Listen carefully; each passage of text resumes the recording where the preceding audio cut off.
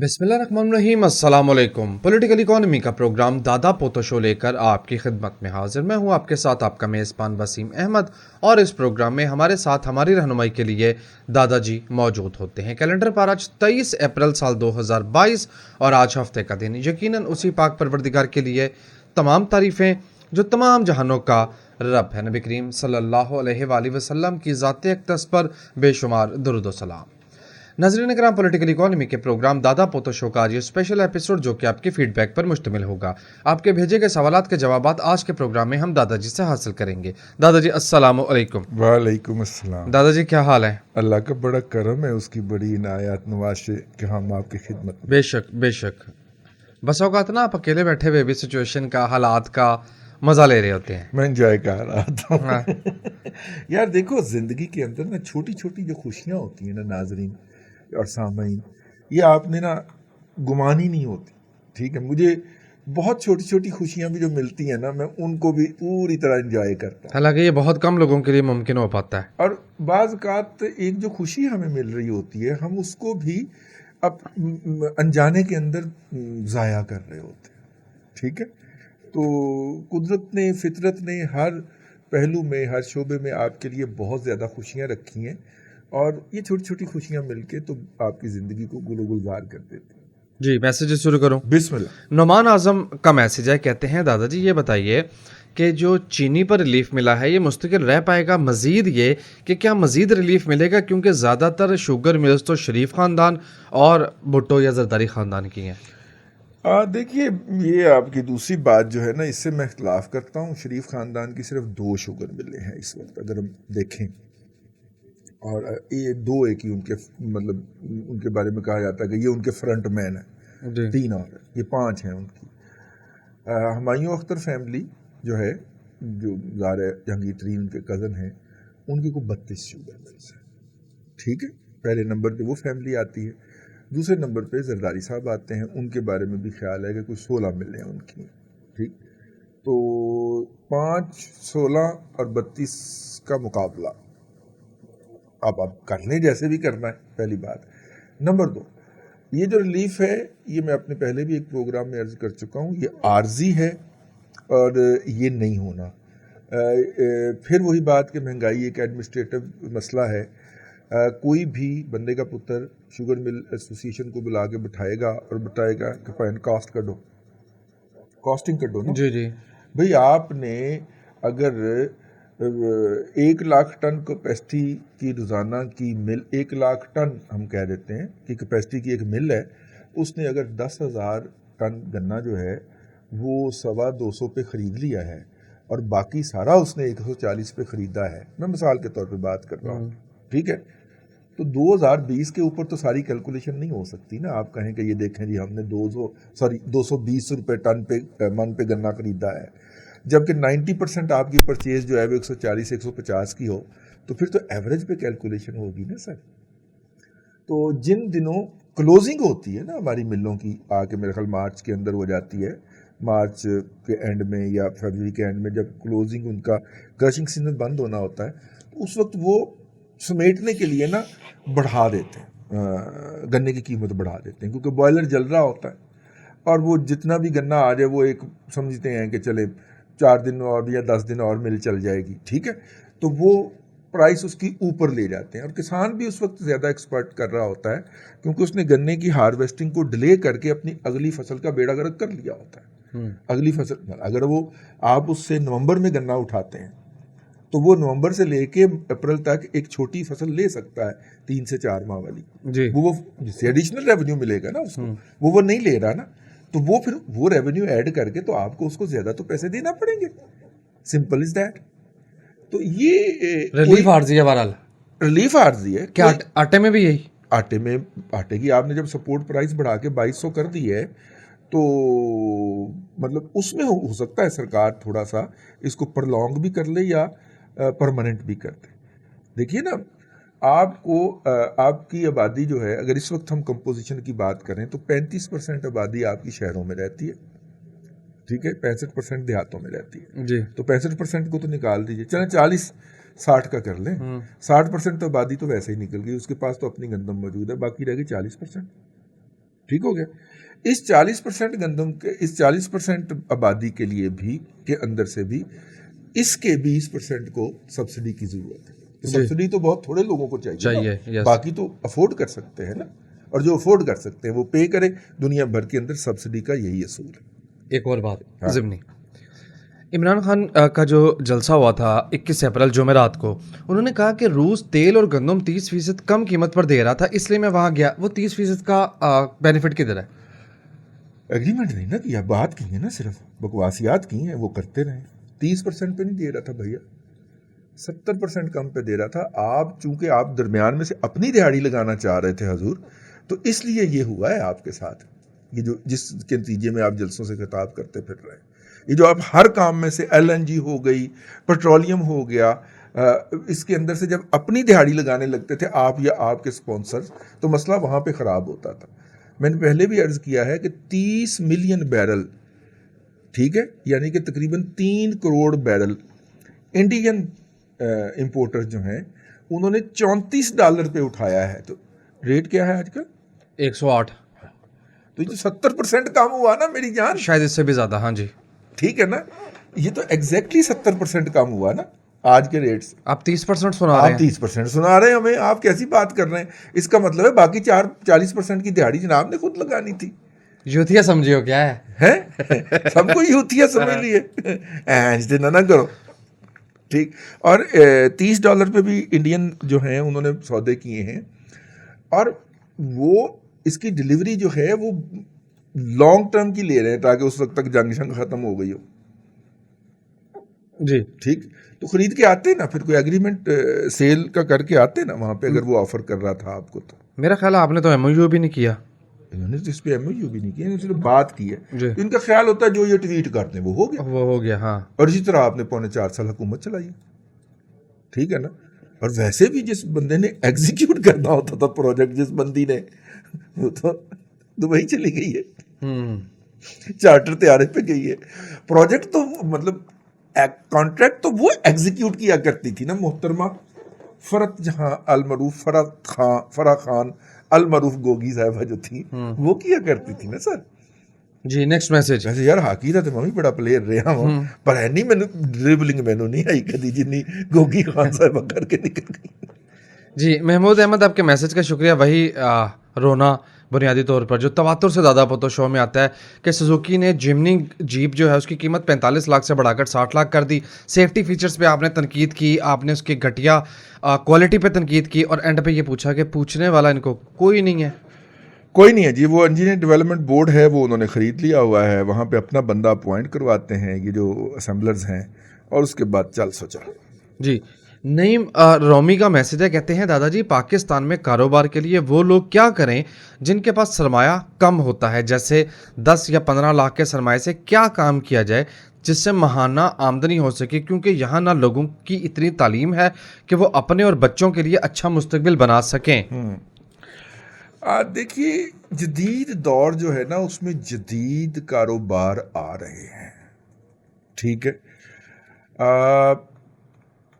कारोबार जो होता है ना वो इल्म से होता है और महारतों से होता है। इल्म से आप कारोबार आइडेंटिफाई करते हैं और महारतों से आप उसको आगे लेके चलते हैं। पाकिस्तान में एक नस्ल पैदा हो गई है जिन्हें हम मोटिवेशनल स्पीकर कहते हैं। उन्होंने सारी कौम को ना रेडियां लगवा दी, और ये अगला डिजास्टर है सोसाइटी का, बहुत बड़ा डिजास्टर होगा। यानी जहां की सबसे महंगी और बेहतरीन यूनिवर्सिटी लम्स का ग्रेजुएट भी जो प्रोजेक्ट लॉन्च करे वो biryani.com हो, उस कौम को इज्तिमाई खुदकुशी कर। हाँ वो तो कचरे प्रोड्यूस कर रहा है। नहीं यार, वो बेहतरीन इंस्टीट्यूट, और दादाजी वहाँ के ग्रेजुएट से मैं मिला हूँ, यकीन करें कचरा है। ठीक है। और आप जब ज़ाहिर जब उन्हें पढ़ाने वाले ऐसे ही होंगे तो फिर वो यही होंगे ना, निकलेगा वहां से, ठीक है ना। मतलब उनसे एक चज का सवाल ना हो सके और 8 घंटे एक सिपा सलार जो है उनसे खिताब करता रहे, तो ऐसे को तो एक एक को निकलने से पहले ना हॉल से 10-10 जूते मारने चाहिए उनकी तशरीफ के ऊपर, चुन चुन के। सवाल तो एक ही होता है ना, उसके बाद पार्टी दौड़ जाती है। और सवाल होता है इंटेलेक्ट से, सवाल होता है जहानत से, सवाल होता है विजन से। अल्फाज का चुनाव, वो स्वैग के चक्कर में पड़े सवाल, रहते हैं वो स्वैग कि बस समझे जनाब स्वैग है हमारा, हम सर है। हाँ हमारा इंस्टीट्यूट जो है ना वो उसके स्वैग में पड़े रहते हैं। नहीं, वो इंस्टीट्यूट होता है, लेकिन इंस्टीट्यूट टैलेंट से टैलेंट होता है। निकलने वाले जो होते हैं ना वो उसकी जाके निशानदेही करते हैं। ठीक है, नंबर 1। नंबर 2, यार जब आपने उस अदारे के अंदर से तमाम स्कॉलरशिप्स ख़त्म कर दिए और वहाँ पे दाखिले का मयार सिर्फ यही ठहरा कि आप वो उसको अफोर्ड कर सकते हैं, तो फिर टैलेंट मोया मर गया नहीं, बढ़िया तो आएगा। टैलेंट तो वो होता है ना स्ट्रगल करते हुए ऊपर आ रहा होता है, और जो मुआशरे जिंदा मुआशरे होते हैं वो उस टैलेंट को विजन देते हैं और विजन के बाद एक्सपेक्ट करते हैं कि फिर उस मुआशरे को डिलीवर करें। ठीक है, लम्स ग्रेजुएट की सबसे बड़ी क्या होती है इंतहा कि वो कनाडा में जाके अब बात हो जाए, वो तिप्पा में उबर ही चला रहा है। आगे चलो जी। राना मुबशर का मैसेज है, कहते हैं यहाँ से मुराद ये मुत्तहिदा अरब अमारात में मुकीम है। कहते हैं यूएई में भी पेट्रोल की कीमत में इजाफा हो रहा है, इसका सबब फरमाइए। और देखने में मुशाहिदा ये बता रहा है कि अरबी लोकल लोग भी ना काफ़ी भूखे भूखे से लग रहे हैं, मतलब तंगी और उसरत उनमें भी देखी जा रही है। वजह देखिए, एमबीएस ने कहा था कि हम जो हैं वो सब्सिडीज़ विड्रॉ करेंगे ताकि अरबियों को काम करने की आदत पड़े। आपने ये शायद नोट किया हो कि बड़े बड़े जो उनके स्टोर्स हैं वहाँ पे पहली गोरी ख़वातीन काम किया करती थीं, अब अरबियों की सऊदियों की ख़ास तौर पे अपनी ख़वातीन खड़ी हो गई हैं स्कार्फ स्कूप पहन के, उबाया शबाया ओढ़ के, और वो कस्टमर को डील कर रही होती हैं। तो समझ आ रहा होगा ना, ये भी तो आपको साथ में समझ आना चाहिए। बुनियादी तौर पे वो लोग चूँकि काम नहीं करते थे, सारा दिन वेले होते थे, बादशाह के ख़िलाफ़ साजिशें करते थे, तो उसने कहा इन्होंने तो काम लाओ ना ज़रा, मैं ये समझाऊँ। और उन्होंने ये कहा है कि इनको तो काम लगाए ना, ये सारा दिन वेले बैठे जो साजिशें मतलब करते हैं। आप कह रहे हैं कि इंसेंटिव्स कम किए हैं? उनके इंसेंटिव कम किए हैं, उनकी सब्सिडीज़ कम की हैं, पेट्रोल को इंटरनेशनल प्राइस पे लेके आए हैं। और हमने अपने गुज़िश्ता प्रोग्राम में बताया भी था कि 1 दिरहम का जो 4.25 लीटर मिलता था, अब वो 4.25 दिरहम का 1 लीटर मिल रहा है। इक्वेशन उन्होंने रिवर्स कर दी है, और जितने का पेट्रोल पाकिस्तान में है उसमें 10-20 रुपए का ही फ़र्क है सऊदी अरब में भी। हालांकि सऊदी अरब अगर पहला लार्जेस्ट प्रोड्यूसर नहीं है तो दूसरा तीसरा तो डेफिनेटली दूसरा है बुनियादी तौर पे। ठीक है, दूसरा तीसरा तो डेफिनेटली है। उन्होंने कहा पैन पेट्रोल ख़रीदना है तो एनरो ख़रीदो। अब ज़ाहिर है कि एक इनकम का कंसिडरेबल पार्ट उधर भी तो जाएगा ना, उधर से सब्सिडी कम हो गई। ठीक है, क्यों?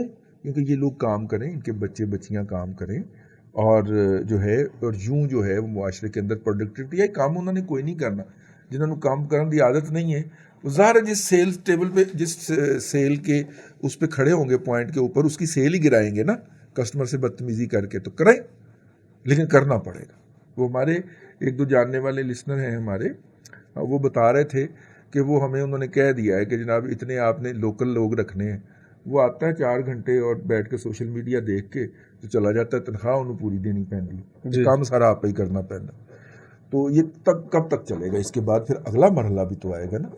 उनके भी तो बच्चे आ रहे हैं ना वापस ग्रेजुएट करके बाहर से, तो वो भी तो आके अपनी पोस्टें मांगेंगे ना। ठीक है ना। वो याद है हमारे एक लिसनर आए थे, वो अरामको में काम करते थे, है ना, और वो कनाडा और या इधर उधर जाने के लिए प्लानिंग कर रहे थे। ठीक है ना। तो सारे लोग भी फिर वहाँ से निकलना शुरू हो जाएंगे जब वो देखेंगे कि लोकल आ गए हैं और उन्होंने आके टफ कंपटीशन देना शुरू किया है। बहरहाल ये है जी वो जी। नेक्स्ट मैसेज पढ़ूं? बिल्कुल, बिस्मिल्लाह। जुनेद तारिक का मैसेज है, कहते हैं दादाजी पाकिस्तान में सबसे अच्छा बिजनेस प्रॉपर्टी का क्यों है? ये इकोनॉमी के लिए भी अच्छा नहीं है और हर गवर्नमेंट इसके लिए उस तरह से काम नहीं करती। और दादाजी मुझे एक और मैसेज आया था, मुझे वो मिल नहीं रहा। उस मैसेज में पूछा गया था कि दादाजी रियल एस्टेट के बिजनेस ने सिंगापुर को सिंगापुर बनाया और यूरोप में एक कंट्री है मकाओ, शायद उसका नाम है, हाँ, उसको बनाया। यूरोप नहीं है, अमेरिका की तरफ है मकाओ। तो एक तो मकाओ चीन है ना, और एक छोटा सा कंट्री है जहाँ पे बहुत महंगे अपार्टमेंट्स हैं। और एक कंट्री का और नाम लिखा था कि इन ममालिक को रियल एस्टेट के बिजनेस ने बनाया, पाकिस्तान को क्यों नहीं बनाया? देखिए, रियल एस्टेट का बिजनेस है वहाँ पे कंस्ट्रक्टेड यूनिट्स का, हमारे यहाँ है प्लाटों का। और प्लाटों का क्यों है? क्योंकि एक महकमे से रिटायर होने वालों को 1, 2, 4 बल्कि कईयों को तो 188 प्लाट तक मिल जाता है। वजह, उन बेचारों का विजन ही इतना होता है, एफए के बाद तो दिमाग की ग्रोथ रुक गई होती है, तो उनका विजन ही यही होता है कि वो प्लाट खरीदें, प्लाट बेचें। और जब मुल्क की, और वो अशराफिया होते हैं, ठीक है, क्योंकि उन्हें हर महीने एक रकम उनकी लाइफस्टाइल को फाइनेंस करने के लिए भी मिल जाती है, और उन्हें अपनी क्रेडिबिलिटी के बायस फाइलें भी मुफ्त में मिल जाती हैं जिनकी अदायगी वो 1 साल बाद कर सकते हैं। ये फाइलें, ये सारा कुछ, ये सब पाकिस्तान की मईशत को तबाह व बर्बाद करने के लिए ये बूबी ट्रैप्स हैं जो दुश्मन ने बिछाए थे, और माशाल्लाह इसको हम जो है वो पूरी तरह चूक गए हैं। देखिए, मुआशरे का जो ऊपर का तबका होता है वो डिटरमिन करता है ना, यहाँ पे मोरालिटी के असूल क्या होंगे, यहाँ पे अखलाकियात क्या होंगी, यहाँ पे मेरा मतलब है कि बिज़नेस क्या होंगे। तो जब मुआशरे के ऊपर के तबके को देखते हैं लोग कि वो जनाब सारा दिन कुछ नहीं करते, 2 बजे सोए हुए उठते हैं, फाइलों का रेट पूछते हैं, कोई बेच दी, कोई ले ली, किसी स्कीम में बेच दी, किसी ले दी। हाँ जी, टी ब्रेक के बाद तो प्रॉपर्टी डिस्कस होती है। शाम को, मैं उनकी बात नहीं कर रहा, शाम को वो निकलते हैं कपड़े शपड़े पहन के, जिम खाना जाके बैठ जाते हैं या पंजाब क्लब में जाके बैठ जाते हैं, गपशप करते हैं, ठीक है, कोई ताश तुश भी खेल लेते हैं, रात को पैग शैग लगाते हैं, घर आके सो जाते हैं। यार कितनी अच्छी लाइफ है यार, इतनी लाइफ जो है वो तो यूरोप के उमरा को दस्तयाब नहीं है। एग्जैक्टली। माँ सवाए रॉथस्चाइल्ड फैमिली को या जो है ग्राम स्मिथ फैमिली को, वो क्या है, वो ससुर इमरान खान के गोल्डस्मिथ फैमिली को दस्तयाब हो सकती है। और फिर मतलब कि गर्मियों और सर्दियों की छुट्टियां भी बाहर करने जाते हैं वो, ठीक है। मतलब मैं अब उन लोगों की बात, ये जो तबका पैदा हुआ है और बगैर किसी वजह के पैदा हो गया, उसने फिर दूसरे लोगों को इंस्पायर किया। अब मिल का मालिक भी सोचता है कि यार देखें, 1 अरब रुपया लगा के मैं साल का 50 करोड़ रुपया कमाता हूँ, जिसमें से 15 करोड़ सरकार को टैक्स चला जाता है, ठीक है। 15 करोड़ के खर्चे हो रहते हैं। 1 अरब रुपया साल का के ऊपर से मैं कमा रहा हूँ 3 करोड़ रुपए महाना, और मेरे साथ जो बैठा हुआ है इसने 500 फाइलें उठाई थी, ठीक है, लाख लाख रुपए पे बेची। ये 6 महीने के अंदर 50 करोड़ की दिहाड़ी लगा के निकल गया यार। ये वो 12 महकमे भी भुगते, क्यों? वो टेंशन अलग है उसकी, कोई फैक्ट्री के अंदर मशीन टूट गई हो, कोई लेबर का फड्डा पड़ गई, ठीक है, ऑर्डर प्रॉपरली वक्त पे नहीं जा रहा, लेस्को वालों से लड़ाई, वापडा वालों से लड़ाई, मतलब सारा कुछ टेंशन लेने के बाद तो क्या ज़रूरत है यार। एक फ्रंट के ऊपर आपने रखा हुआ है प्रॉपर्टी डीलर बड़ा सारा, वो आपके ब्याह पे डील करी जा रहा है और आप पैसा घुमाई जा रहे हैं, तो ज़्यादा बेहतर नहीं। जब तक हम इसमें से बाहर निकलेंगे, इसमें से बाहर निकलने का बेहतरीन तरीका जो है वो बलूचिस्तान के साहिल पे 7 से 8 नए शहर बसाना है। हाउसिंग का मसला ख़त्म करें, ये फाइलों का बिजनेस खुद ब खुद अपनी मौत मर जाएगा। अगर आप 3.5 से 4 करोड़ घर जो हैं पाकिस्तान में इस वक्त चाहिए, बहुत अच्छा एवेन्यू है, लेकिन ये नहीं है कि आप पंजाब हुकूमत पे, सिंध हुकूमत पे, बलूचिस्तान हुकूमत पे और KPK हुकूमत पे बाकायदा पाबंदी लगा दें कि ये कोई हाउसिंग की स्कीम लॉन्च नहीं कर सकती ताकि हमारा DHA बिके। ये नहीं है कोई तरीका। भाई सारी गवर्नमेंट, पंजाब के अंदर हाउसिंग की वजारत है यार, और LDA नहीं कोई स्कीम लॉन्च करता, ना कर सकता। LDA जो है उसने आखिरी स्कीम जौहर टाउन लॉन्च की थी जो 1986 में हुई। नहीं, LDA एवेन्यू भी है, LDA एवेन्यू 2003 में, 2003 के बाद की है। और इस दौरान 2002 के बाद 20 साल लाहौर की आबादी के अंदर कम से कम 40% इजाफा हुआ है यार। तो कोई नई स्कीम नहीं आई, क्योंकि मुशर्रफ साहब के दौर के अंदर बाकायदा कानून साजी हो गई थी कि ये सरकारी शोबे जो हैं ये हाउसिंग स्कीम लॉन्च नहीं करेंगे। तो फिर प्राइवेट शोबे ने जो अन्नी डाली है, एक एक प्लाट 10-10 दफ़ा बिका है, और अब 10 के 10 मालकान आपस में अदालतों में झगड़ते फिर रहे हैं, और वो भाई साहब जो है पैसा समेट के जाके आयरलैंड की नेशनलिटी लेके वहाँ पे आबाद हो गए, और वहाँ पे वो 8 एकड़ का उन्होंने फार्म हाउस खरीदा है और लाइफ चिल लगा रहा है। और जो आप और मैं मुशाहिदा कर रहे थे, सेडान गाड़ी से उतरता है यूनिवर्सिटी का फुल प्रोफेसर, हाँ, रेस्टोरेंट के बाहर। प्रॉपर्टी डीलर उतर रहा है SUV गाड़ी से, फॉर्च्यूनर से, लग्जरी गाड़ी से। V2 वो क्या होती है? कौन सी? वो वैन जो होती है V2 क्या होती है? V8 जी, V8 V8 वो V8 से उतरा प्रॉपर्टी डीलर। तो प्रोफेसर के बच्चे क्या सोचेंगे, हमारे अब्बा जी ने झक्की मारी, तो बच्चे कहेंगे कि मुझे तो प्रॉपर्टी डीलर बनना है जी, ना। वो प्रोफेसर क्यों बनेगा? वो प्रोफेसर क्यों बनेगा? वो इल्म सिखाने वाला, कि साढ़े प्रोफेसर भी बड़े बददयानत ने, अपने आप को अपडेट ही नहीं करते, तां ही तो यूथिया पे नस्ल पैदा हो रही। अगर उस्ताद अपना सही काम कर रहा होता, ख़ास तौर पे ये जो प्राइवेट शोबे के उस्ताद है ना, प्राइवेट यूनिवर्सिटियों और कॉलेजों और स्कूलों के उस्ताद, इन्होंने यूथिया नस्ल पैदा करने के अंदर माँ का किरदार अदा किया है। जी, और बच्चा माँ के उससे बाहर नहीं होता। जी, आखिरी सवाल वाइंड अप करें। आज़म कहते हैं मैं देहात में खेती बाड़ी करता हूँ, ऑयल और घी की कीमत को तो आग लगी हुई है, लेकिन सरसों टगे टोकरी हो गई, हमारे नसीब में महंगाई ही रह गई, मजीद सरसों एक्सपोर्ट होता है? सर हम सरसों के नेट इंपोर्टर हैं, नंबर एक। नंबर दो, बेहतरीन तरीका है कि इस सरसों को कोल्हू पे ले जाएं, इसका तेल निकलवाएं। इस वक्त अगर 500 रुपये किलो है कनोला का ऑयल, तो सरसों का तेल जो है वो 800 रुपये किलो बिक रहा है। भाई आप कहाँ फिर रहे हैं? आपको तो ये सरसों का तेल, ये तो प्रीमियम पे लोग खरीदने के लिए तैयार है। सरसों का कोल्हू से निकला हुआ तेल जो है, ये तो लोग जो है 1.5 गुना पौने 2 गुना कीमत देने को तैयार होते हैं। इसके अपने पर्पसेस हैं, चार में डलता है और भी बड़ी जगहों पे इस्तेमाल होता है। कई लोग कुकिंग इससे करते हैं, जिनको डॉक्टर ने कह रखा है ना, वो कुकिंग इससे करते हैं भाई। तो इसलिए इसकी बड़ी मार्केट है, इसका बड़ा मुकाम है। मैं छोटी सी बात बताऊं, ये जो सीजन वाले हैं, अपने हाजी बशीर साहब अल्लाह बख्शे, क्या कमाल के आदमी थे। हाजी बशीर साहब के बेटे ने कहा कि जी मैंने कोई नया काम करना। मैंने ये कहानी उनसे सुनी हुई है, बशीर साहब ने मुझे खुद बताया। हाँ। तो उन्होंने कहा मैं नया काम करना। उन्होंने कहा कर पुत्र। हाजी बशीर साहब पाकिस्तान के अंदर बाबा आटा मिल समझे जाते थे। बुनियादी तौर पे काम उनका जो बुनियादी तौर पे था वो चावल का था। वो चावल खरीद के एक्सपोर्ट करते थे या लोकल मार्केट करते थे।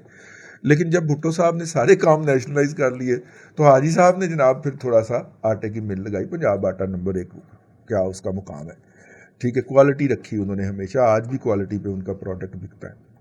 तो चावल उनका बुनियादी इश्क था, तो आटा उन्होंने साथ में एडिशनल किया। बच्चे आए, उन्होंने कहा जी हमने काम करना की करना है। ओ जी हमने ना सॉल्वेंट एक्सट्रैक्शन का प्लांट लगाना। अब सॉल्वेंट एक्सट्रैक्शन का प्लांट लगा लिया, बीज मंगवाया बाहर से, उसमें से तेल निकाला। अब तेल को खरीदने को तैयार ही नहीं, क्योंकि उन्हें पाम ऑयल मिल रहा था और पाम ऑयल को वो लोगों के मुंह के अंदर घुसेड़ी जा रहे थे, जो कि दुनिया में कहीं पे भी खाने के लिए आरबीडी पाम ऑयल इस्तेमाल नहीं होता। इसीलिए हम कहा करते हैं कि घी ना कब इस्तेमाल किया करें, ये दुनिया में कहीं पे भी खाजे का आइटम नहीं है। ठीक हो गया। अब कोई वो कनोला ऑयल खरीदने को तैयार ही नहीं है।